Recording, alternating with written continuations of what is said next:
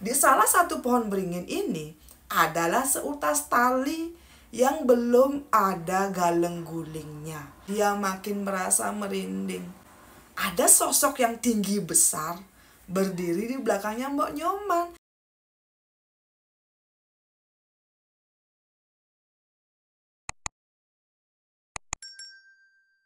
Wes semeton kumpul ya, ngerti jadi dijak saya. Untuk kalian yang mungkin baru bergabung di channel saya, halo perkenalkan, saya Tuh Senja. Di channel ini saya akan membagikan kisah nyata yang pernah dialami langsung oleh narasumber saya. Jadi untuk kalian yang mungkin baru bergabung, boleh minta like dan juga subscribe-nya. Dan sekedar mengingatkan, semua privasi akan saya samarkan karena ini permintaan langsung dari narasumber yang bersangkutan. Jadi narasumber saya hari ini kita sebut saja namanya Mbok Nyoman.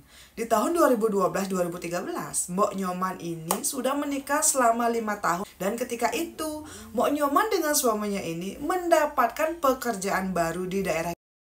Mbok Nyoman dengan suaminya ini bekerja di tempat makan yang ketika itu baru buka. Nah, anak pertamanya Mbok Nyoman ini dititipkan di rumah kedua orang tuanya. Dan juga anak keduanya ini diajak oleh Mbok Nyoman untuk pergi bekerja. Ketika itu, Mbok Nyoman ngekos di daerah yang cukup terpelosok di daerah Gianyar. Karena menurut Mbok Nyoman, sewa kos di sana sangat terjangkau. Setiap hari, Mbok Nyoman akan pergi bekerja dengan anak dan suaminya. Ketika itu, suaminya Mbok Nyoman ini bertugas untuk memasak. Dan Mbok Nyoman bertugas untuk melayani tamu-tamu yang akan makan di tempat tersebut. Ketika itu juga, putri keduanya si Mbok Nyoman ini diajak bekerja. Nah, di tempatnya Mbok Nyoman bekerja semeton ada mes untuk karyawan. Saat Mbok Nyoman dengan suaminya bekerja, putrinya akan ditaruh di mes tersebut, diberikan makanan, mainan, dan akan diberikan HP. Dan langsung karirnya, menurut Mbok Nyoman ya, putrinya ini sangat baik dan juga sangat penurut. Yang penting putrinya ini kenyang dan juga diberikan HP. Dia pasti akan duduk, kalau ngantuk akan tidur sendiri, dan kalaupun ingin sesuatu dia akan berteriak memanggil Mbok Nyoman. Waktu pun berlalu, saat Mbok Nyoman bekerja di sana dia merasa sangat nyaman, bosnya sangat baik, gajinya lumayan besar, dan semua teman-teman yang bekerja di sana juga sangat baik kepada Mbok Nyoman. Setelah 2 tahun berlalu, semeton Mbok Nyoman dengan suaminya ini mendapatkan kenaikan gaji 2 kali lipat, tapi yang tadinya Mbok Nyoman bekerja 8 jam, sekarang Mbok Nyoman dengan suaminya harus bekerja selama 10 jam. Dan waktu itu juga uang makan dan juga uang bensinnya Mbok Nyoman ini dinaikkan. Nah, karena ini Mbok Nyoman merasa sangat bersyukur mendapatkan bos yang sangat baik. Singkat cerita, tiba-tiba semetonnya bos dari rumah makan ini bilang kepada Mbok Nyoman kalau tempat makan mereka ini akan direnovasi. Dan Mbok Nyoman ini diminta untuk datang lebih awal selama 2 bulan karena tukang-tukang yang bekerja di tempat makan ini harus dibuatkan kopi dan juga dibuatkan makanan. Mbok Nyoman mendapatkan uang lembur yang lumayan banyak. Selama lembur ini, semeton Mbok Nyoman akan datang jam 6 pagi. Karena tempat makan ini buka sekitar jam 10 pagi. Dan ketika itu, Mbok Nyoman akan datang sendiri. Dan sekitar jam 10 pagi ini, suaminya baru akan menyusul dengan putri kedua mereka.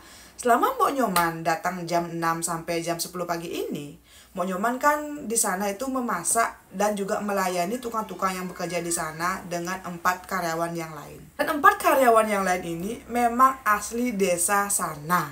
Dan ketika itu, Mbok Nyoman itu kayak merasa heran gitu loh.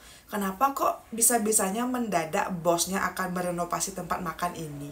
Yang padahal waktu itu tempat makan ini nedeng viral-viralnya, kalau sekarang semetonnya bener-bener berada di puncak gitu loh. Bener-bener orderan mereka itu benar-benar banyak setiap harinya, sampai tempat makan ini punya sekitar 8 orang karyawan termasuk Mbok Nyoman dengan suaminya.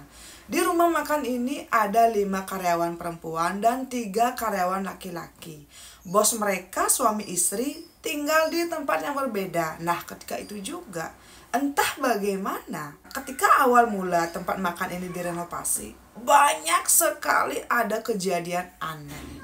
Setiap Mbok Nyoman ini datang jam 6 pagi, dia akan membagi tugasnya dengan 4 karyawan yang lain. Ada yang memasak, ada yang menyiapkan makanan, dan juga ada yang membuatkan kopi. Nah, ketika itu semetonnya Mbok Nyoman ini bertugas untuk membersihkan tempat makan dan juga untuk sembahyang. Dan ketika itu, di bawah tempat makan ini adalah pelinggih yang memang dibuat oleh bos mereka. Pelinggih ini setiap hari akan diaturkan canang, kopi, jajan, nasi, dan juga yang lain sebagainya. Dan anehnya, setiap hari Mbok Nyoman ini kan sembahyang di sana. Rokok, jajan, nasinya ini akan selalu terlihat jatuh ke tanah.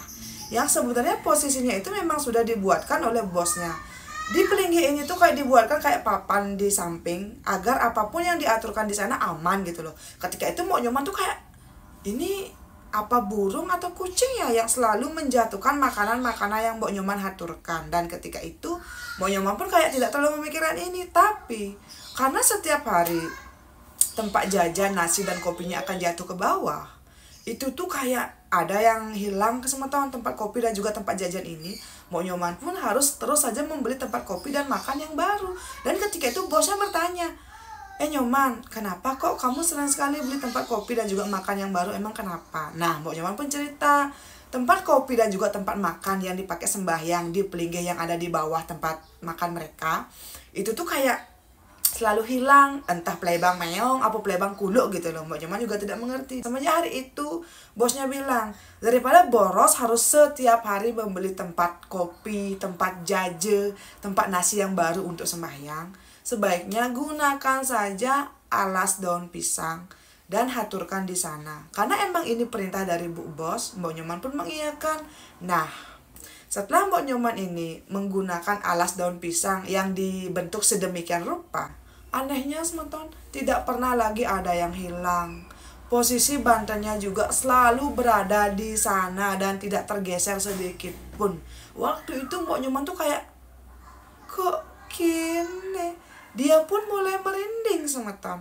Di samping warung makan tempatnya Mbok Nyoman ini bekerja masih pangkung. Dan di bawah pangkung ini adalah juga kayak jurang-jurang yang waktu itu pohonnya sangat lebat. Nah, entah bagaimana, setelah Mbok Nyoman ini mengganti alas persembahyangannya dengan daun pisang, setiap hari makin dia sembahyang ke Pelinggih ini, dia makin merasa merinding.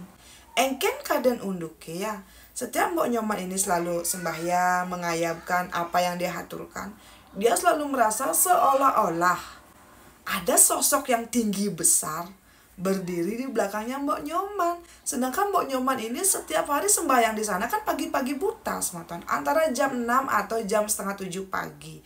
Nah, karena inilah setiap Mbok Nyoman sembahyang di daerah Pelinggih yang ada di bawah tempat makan dia bekerja ini, Mbok Nyoman selalu meminta kepada salah satu teman wanitanya untuk diantarkan sembahyang ke sana. Dan anehnya, teman yang biasa mengantarkan dia juga merasa, kok makin lama makin merinding. Seperti ada sosok yang tidak kasat mata sedang mengawasi mereka. Nah, suatu hari semeton, Mbok Nyoman ini tidak sadar kalau dia sedang datang bulan hari pertama. Dan ketika itu seperti biasa, jam setengah 7 pagi setelah Mbok Nyoman ini bersih-bersih, dia pun mulai sembahyang pekidah. Mulai dari pelangkiran, di Natah, di Padmesana, dan terakhir di Pelinggih angker. Dan ketika itu, ken keadaan unduke, Mbok Nyoman kok merasa perutnya ini agak melilit gitu loh. Tapi bukan melilit-melilit yang sakit perut kita meju, tapi kayak kok kelias-kelias. Karena ini adalah lokasi sembahyang terakhir, Mbok Nyoman pun kayak berusaha sembahyang dulu ke sana. Tapi setelah Mbok Nyoman ini ngaturang semua yang biasa diaturkan di sana seperti kopi, jajan, nasi dan juga canang ya, tiba-tiba ketika Mbok Nyoman ini berbalik badan akan meninggalkan lokasi tempat sembahyang atau Pelinggih ini, semua banten yang dia anturkan berikut dengan nasi, kopi dan juga jajan ini jatuh ke tanah.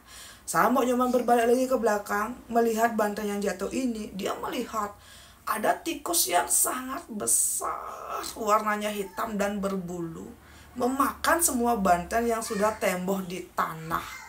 Semeton, karena tikus ini ukurannya sangat besar dan berbulu, Mbok Nyoman merasa sangat geli sampai dia pun blang, terjatuh dan terduduk ke belakang. Nah, ketika Mbok Nyoman ini terjatuh, kayak pantatnya ini kan mendarat lebih dulu di tanah. Dia merasa sakit sekali sampai rasa sakitnya itu dia rasakan di kepala bagian belakang. Nah, karena sakitnya ini, entah bagaimana, Mbok Nyoman juga tidak tahu, dia pun pingsan. Nah, ketika pingsan ini semeton ya, menurut Mbok Nyoman, dia itu seperti berada di sebuah tempat. Tempat ini tuh terlihat sangat gelap, yang ada cuma genangan lumpur. Dan di kiri kanan tempat ini banyak sekali ada pohon beringin. Di pohon beringin ini banyak sekali ada galang guling yang tergantung. Ada yang warnanya kuning, hitam, merah, dan biru. Nah, di salah satu pohon beringin ini adalah seutas tali yang belum ada galang gulingnya. Dan waktu itu entah bagaimana Mbok Nyoman seperti mendengar bisikan seolah-olah dia itu disuruh untuk menggulingnya di tali yang belum ada galang guling ini. Mbok Nyoman pun kaget. Di dalam mimpi dia berlari sekuat tenaga, tapi kemanapun dia berlari, dia selalu merasa mendengar bisikan yang seolah-olah menyuruh dia untuk ganti di seutas tali tersebut. Nah, entah bagaimana Mbok Nyoman pun mendengar suara ibunya memanggil dia, dan Mbok Nyoman pun sadar. Saat Mbok Nyoman tersadar, dia sudah ada di rumah sakit umum. Yang memang ternyata Mbok Nyoman sudah tidak sadar selama 1 hari 1 malam karena dibilang Mbok Nyoman ini mengalami gegar otak karena terjatuh saat sembahyang.